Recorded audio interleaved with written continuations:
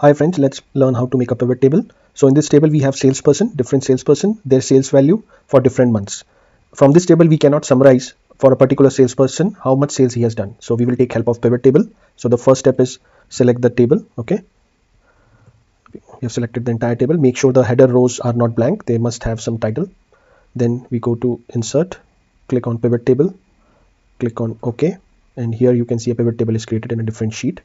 Now let's put the salesperson here and month, the sales value here. So we can see that we can get a summary of a particular salesperson who has done cumulatively how much of sales.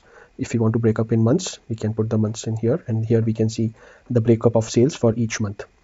You may see that the order of the months are not correct, so what we can do is simply select the column like this. Okay, and we can just simply drag, let's say here. Okay, so you can correct the order also. Yeah, that's all. Thanks for watching.